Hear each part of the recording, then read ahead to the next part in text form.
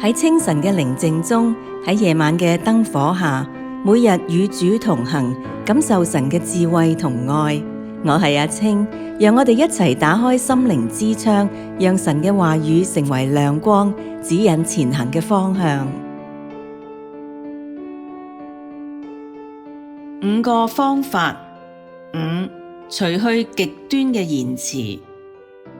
多言多語，難免有過，禁止嘴唇是有智慧。箴言10章19節。坊間有句話好有道理，話到口中留幾句，你從事處讓3分。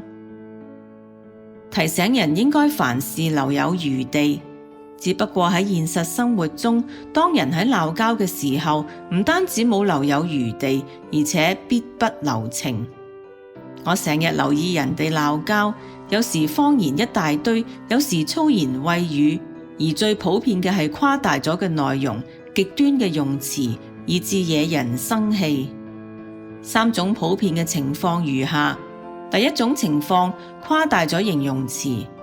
你一日到晚總係喺度打機，佢先啱啱打開個電腦。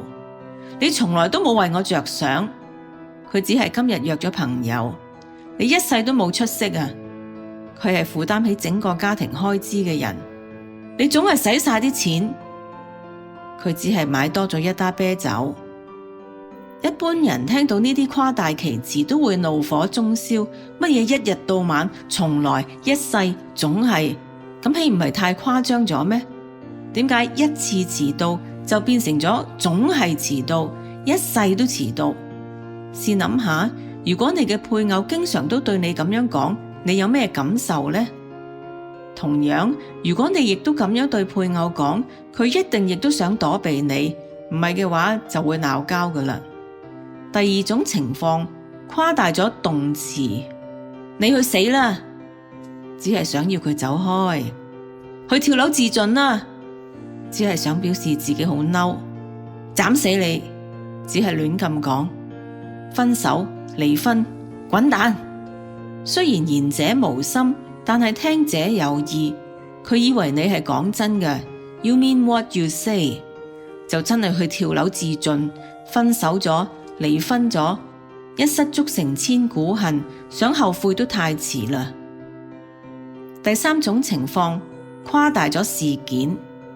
曾經有個細路仔，爸爸話佢偷錢，佢忍唔住被侮辱，就推開窗門一躍而死。因為佢並冇偷錢，只係唔記得咗還啫。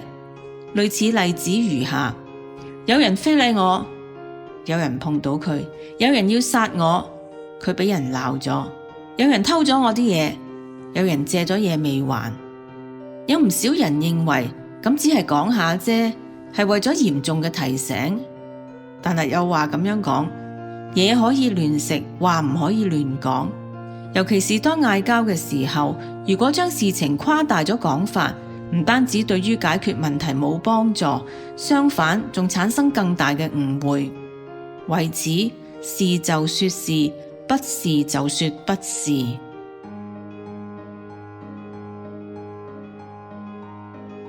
多謝收聽和諧頻道製作，每日與主同行。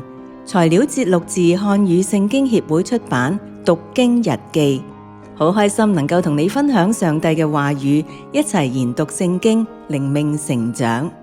歡迎你喺我哋嘅 Facebook 留下足跡。聽日見啦！